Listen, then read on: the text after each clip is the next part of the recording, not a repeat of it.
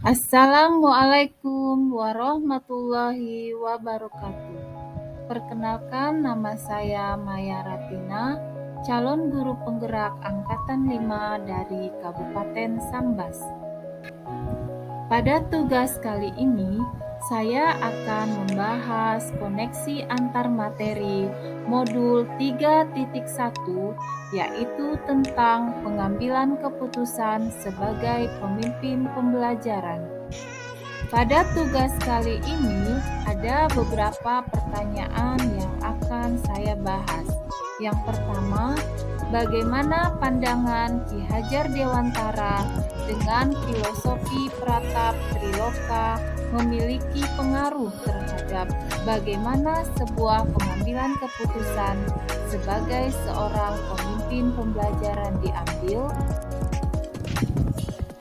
Sebagaimana kita ketahui bersama, Pratap Triloka Ki Hajar Dewantara memiliki 3 semboyan.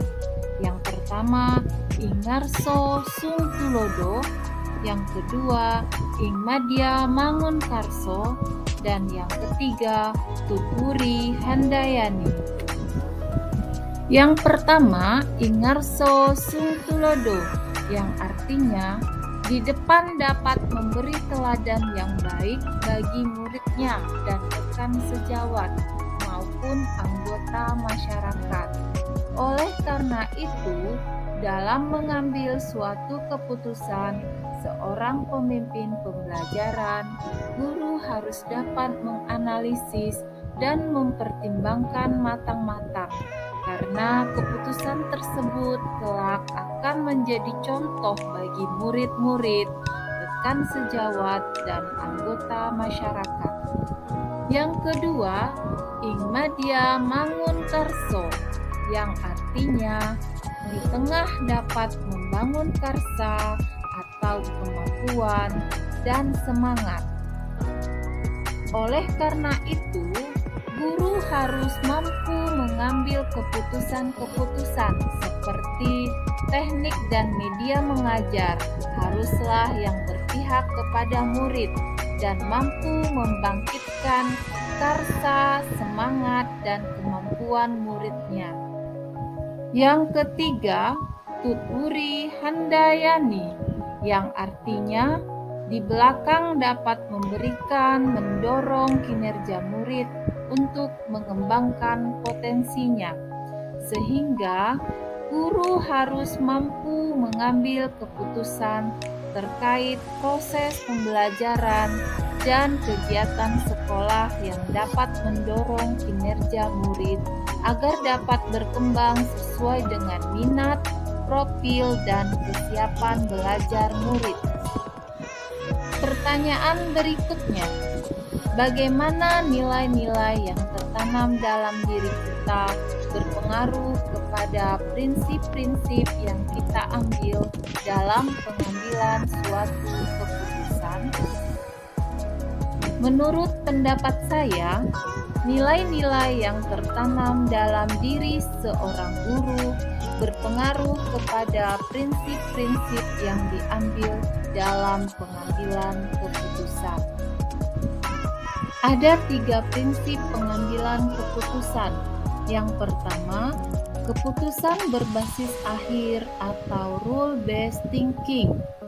Kedua, keputusan berbasis peraturan atau end-based thinking.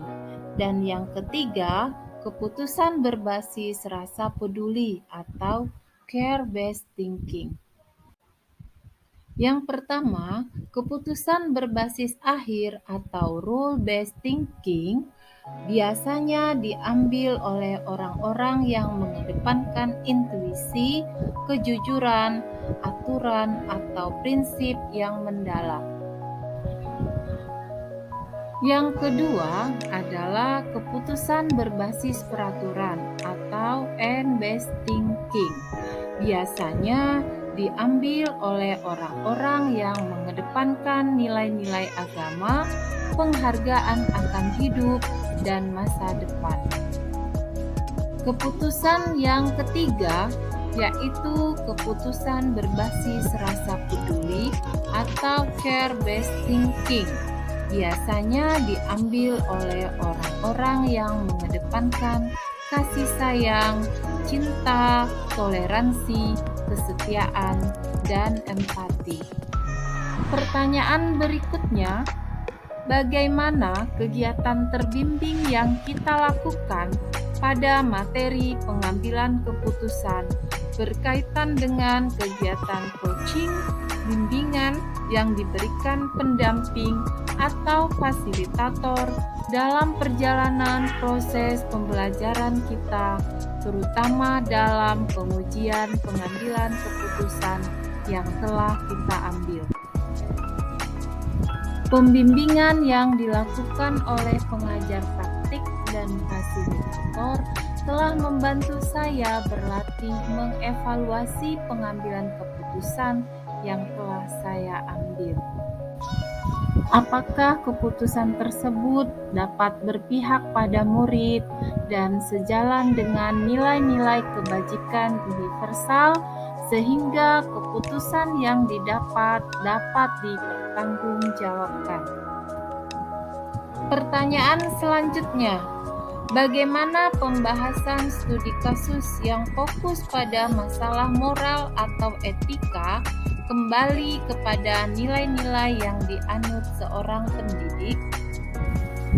Menurut saya, seorang pendidik yang memiliki nilai-nilai guru penggerak seperti mandiri, inovatif, kolaboratif, reflektif, dan berpihak pada murid, maka keputusan yang akan diambil juga akan berpihak pada murid, kemudian sejalan dengan nilai-nilai kebajikan universal dan keputusannya dapat dipertanggungjawabkan.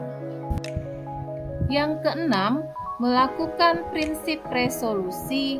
Yang ketujuh, investigasi opsi trilema. Yang kedelapan, membuat keputusan.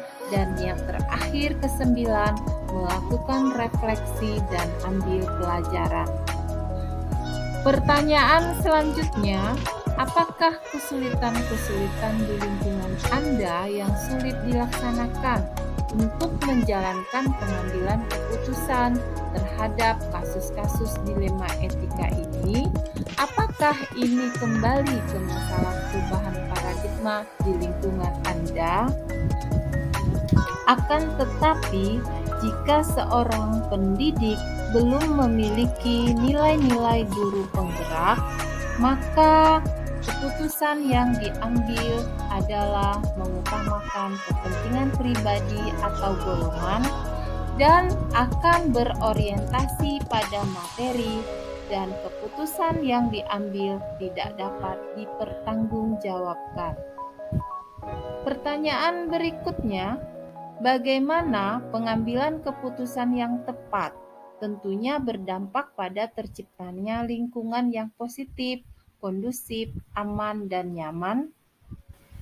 Sebuah keputusan yang baik dan tepat haruslah dilakukan secara bertahap dan menganalisis terlebih dahulu dari berbagai aspek. Yang pertama yang harus kita perhatikan adalah 4 paradigma dilema etika. Paradigma dilema etika yaitu yang pertama, individu lawan masyarakat.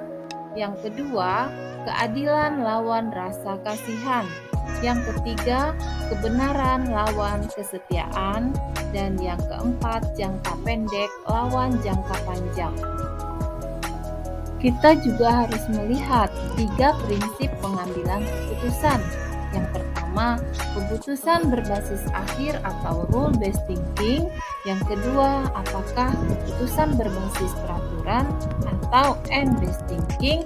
Atau yang ketiga adalah keputusan berbasis rasa peduli atau care-based thinking.